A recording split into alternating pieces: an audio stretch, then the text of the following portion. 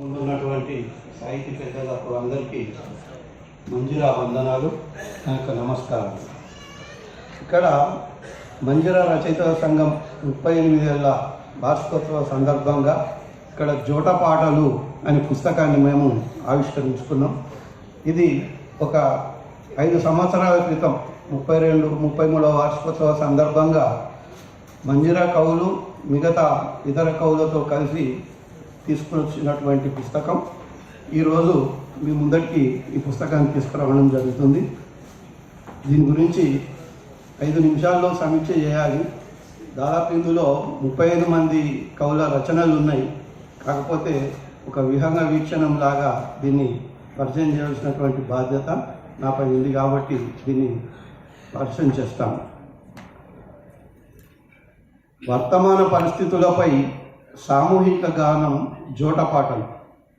38 ఏళ్ల సాహిత్య ప్రస్థానంలో మంజిరా రచయితల సంఘం అనేక మైలురాళ్లను అధిగమించి ముందుకు సాగుతున్నది.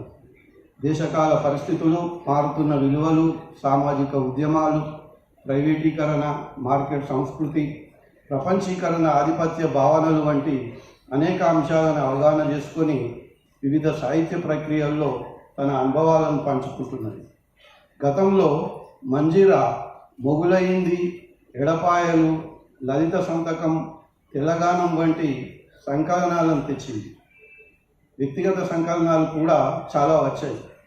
కాలగమనంలో మంజిరా పాత్రను, సాహిత్య దృక్పథాన్ని ఆ సంకలనాలు వివరించింది. మంజిరా 38 ఏళ్ళ సంబూరం ఈరోజు మనం ఈ కళా విపంచిలో జరుపుకుంటున్నాం.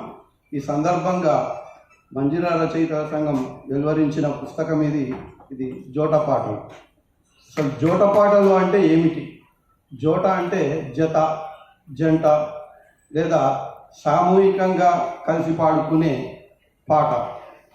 జోటపాటలు జతగా పాడుకోవడం, సమూహంగా గానం చేయడం, కలిసి పాడుకోవడం అనే విస్తృత అర్థంలో ఐక్యతను చాటడం. వర్తమాన పరిస్థితుల్లో మనిషి సమూహంలో ఉండాలన్న భావ వ్యక్తీకరణ జోటపాటలు కవితా సంకలనంలో మనకు కనిపిస్తుంటుంది. దీంట్లో 3 పాటలు కూడా ఉన్నాయి. కవిత్వాన్ని పాట అనడం ఏమిటంటే మనం కవితాగానం చేసి కవిగానం అని కూడా మనం చాలాసార్లు నిర్వహించుకున్నాం. ఇప్పుడు కవిత్వం అన్నా పాట అన్నా కవిత్వంలో పాటలో కూడా కవిత్వం ఉంటుంది కాబట్టి ఇది జోటపాటలు సరి అయిన పేరుగా నేను భావిస్తున్నాను. అయితే ఈ జోటపాటలు మంజిరా గీతంతో ప్రారంభమైంది. ప్రముఖ కవి సిద్ధారెడ్డి రాసిన మంజిరా గీతంలో మంజిరా కవుల యొక్క సాహిత్య దృక్పథాన్ని,